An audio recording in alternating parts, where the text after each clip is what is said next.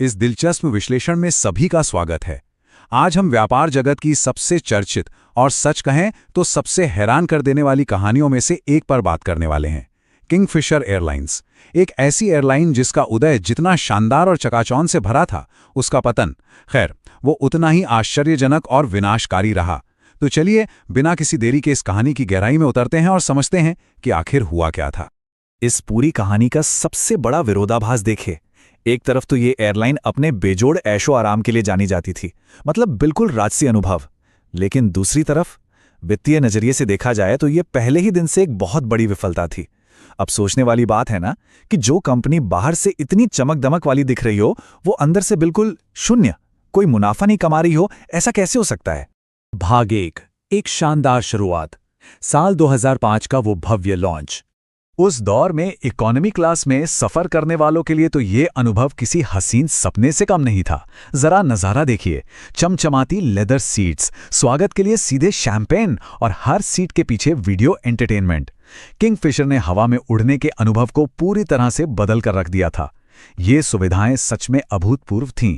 एक अलग ही लेवल का ग्लैमर था जिसने इस एयरलाइन को रातों रात हर जगह मशहूर कर दिया।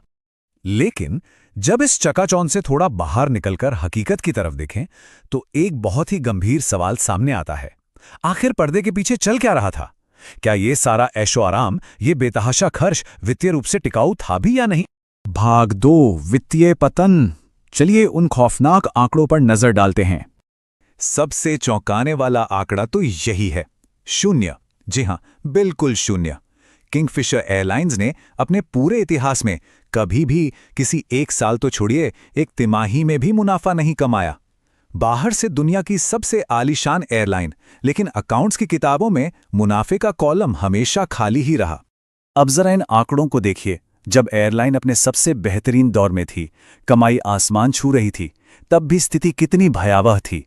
अपने पीक पर एयरलाइन का रेवेन्यू करीब 6500 करोड़ रुपए था, लेकिन उसी पीक के दौरान कंपनी लगभग 1000 करोड़ रुपए के भारी नुकसान में भी चल रही थी। मतलब कमाई तो बढ़ रही थी, लेकिन नुकसान कम होने के बजाय और बड़ा होता जा रहा था। और अगर इस पूरी अवधि के दौरान हुए सारे नुकसान को एक साथ जोड़ दिया जाए तो जो आंकड़ा सामने आता है वो होश उड़ा देने वाला है। 16,000 करोड़ रुपए। ये कोई मामूली रकम नहीं है। ये किंगफिशर एयरलाइंस के पूरे कार्यकाल का कुल नुकसान था। एक ऐसा वित्तीय गड्ढा जो बस गहरा और गहरा ही होता गया। इस बड़े आंकड़े को अगर थोड़ा और आसान भाषा में समझें तो तस्वीर और भी डरावनी लगती है। 16,000 करोड़ रुपए के उस कुल नुकसान को अगर दिनों में बांटें तो पता चलता है कि एयरलाइन हर दिन 6 करोड़ 30 लाख रुपए का नुकसान उठा रही थी।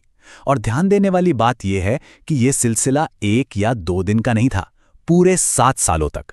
हर रोज, हर दिन 6 करोड़ से ज्यादा का भारी नुकसान। अब जाहिर है एक सवाल मन में आता है कि भाई इस इतने बड़े घाटे की भरपाई हो कैसे रही थी? इसका सीधा सा जवाब था कर्ज।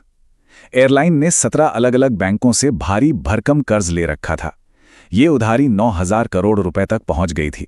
और सच कहें तो इसी भारी कर्ज के बोझ ने अंततः इस पूरे विशाल साम्राज्य को ताश के पत्तों की तरह ढहने पर मजबूर कर दिया। भाग 3, लंदन की उड़ान यानी अंतिम पलायन। अगर इस पूरी टाइमलाइन को एक साथ जोड़कर देखें, साल 2005 में वो भव्य लॉन्च हुआ, लेकिन फिर घाटे और कर्ज के उस पहाड़ के नीचे दबकर साल 2012 आते आते एयरलाइंस का सारा कामकाज ठप पड़ गया। संचालन पूरी तरह रुक गया।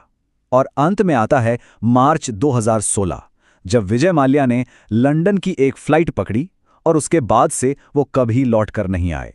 इस पूरे विश्लेषण को एक बहुत ही बड़े और विचारणीय सवाल के साथ खत्म करते हैं। कोई भी व्यापारिक संस्थान लगातार 7 सालों तक हर दिन 6 करोड़ 30 लाख रुपए का नुकसान आखिर कैसे सह सकता है, वो भी उस अंतिम पलायन से पहले तक? ये सवाल सिर्फ एक एयरलाइन के बारे में नहीं है, बल्कि यह उन वित्तीय नियमों और निगरानी व्यवस्थाओं पर गहराई से सोचने को मजबूर करता है जिन्हें इतने लंबे समय तक अनदेखा किया गया। ये केस स्टडी हमें हमेशा याद दिलाएगी कि अगर बुनियाद खोखली हो तो बाहर की चकाचौंध ज्यादा दिन नहीं ढक सकती।